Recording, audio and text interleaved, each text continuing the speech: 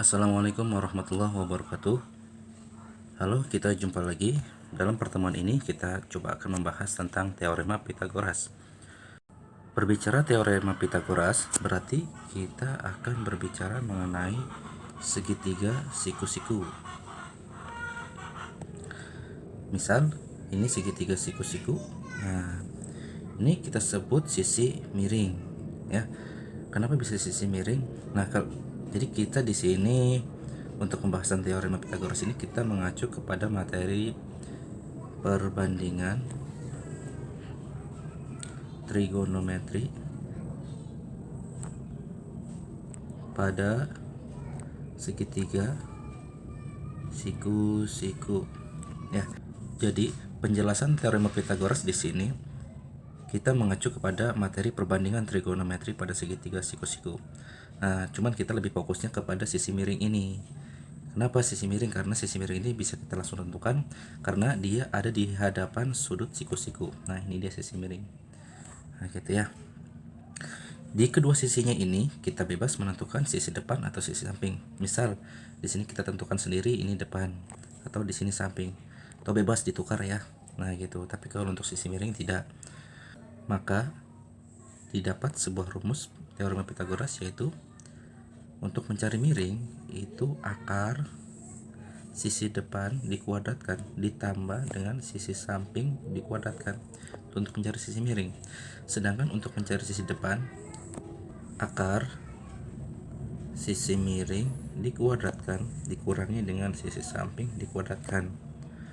Dan untuk mencari sisi samping itu sama halnya dengan depan, yaitu akar miring sisi miring kuadrat dikuadratkan dikurangi dengan sisi depan dikuadratkan. Nah, inilah yang disebut teorema Pitagoras. Mari kita ke contoh. Misal nomor 1, diketahui segitiga siku-siku. Misalnya di sini siku-siku, ini siku-sikunya segitiganya PQR. Untuk panjang PR itu 13, PQ-nya 12 dan di sini ada X.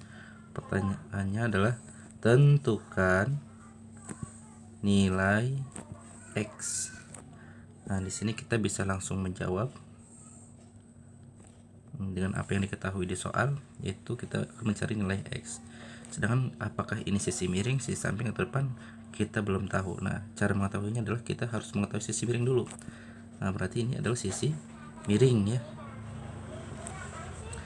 Nah, 13 ini adalah sisi miring, otomatis X ini bisa kita sebut samping atau depan. Anggap aja di sini kita anggap depan, berarti ini misalnya sampingnya gitu ya. Nah, maka dari itu yang kita jawab adalah sisi depan. Rumusnya adalah ini ya, sisi depan, yaitu sisi miring dikuadratkan dikurangi sisi samping dikuadratkan. Sisi miringnya yaitu 13 dikuadratkan dikurangi sisi sampingnya 12 dikuadratkan. Nah, 13 kuadrat itu adalah 169 dikurangi dengan 12 kuadrat itu 144. Nah, langsung kita kurangi menjadi 25. Nah, langsung kita akarkan. Akar 25 itu didapat adalah 5. Oke, selesai. Jadi sisi depan di sini bernilai 5, begitu ya. Contoh 2. Diketahui misalnya ada segitiga siku-siku. Nah, di sini siku-siku, misalnya ini segitiga siku-siku A, B, C. Panjang AB-nya 2, panjang BC 4 misalnya, dan ini X. Pertanyaannya adalah tentukan nilai X. Nah, kita jawab. Nah, X ini apakah sisi miring, kita coba tentukan ya dari sudut siku-sikunya. Berarti sisi depan ini adalah sisi miring. Berarti yang kita cari adalah sisi miringnya atau garis A ke C. Nah, begitu ya. Kalau di soalnya ada nama segitiganya.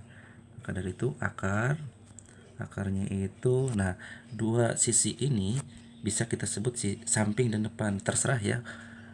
Untuk pelajaran teorema Pythagoras ini, sisi samping dan depannya ini kita pilih bebas. Nah, gitu. Misalnya kita pilih yang ini depan, yang ini samping gitu ya.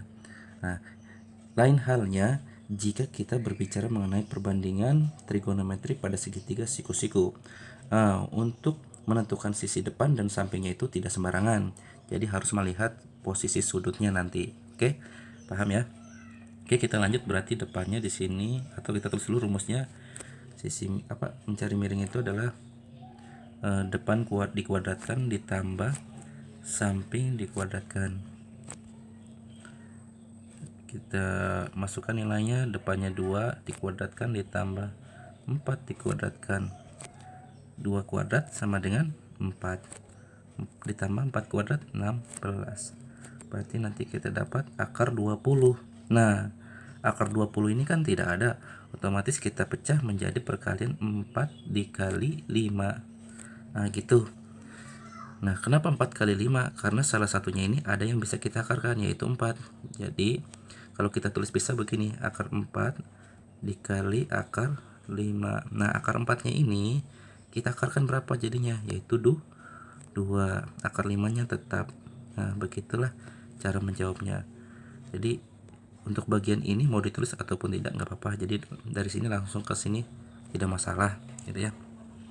Oke, mungkin itu bagaimana caranya kita menentukan atau memahami teorema Pythagoras ya. Jadi untuk sisi depan di sini dan samping di sini itu kita bebas boleh ditukar gitu ya. Nah, tapi kalau untuk sisi miring tidak. Nah, gitu. Jadi kita lebih patokan ke sisi miring ini. Sedangkan jika di materi perbandingan trigonometri pada segitiga siku-siku itu, cara menentukan sisi depan ini dan samping ini tidak sembarangan, tidak seperti pada teorema Pythagoras ya. Ingat itu. Oke, mungkin itu saja untuk pembahasan teorema Pythagoras pada video kali ini. Semoga bermanfaat. Terima kasih banyak atas perhatiannya. Assalamualaikum warahmatullahi wabarakatuh.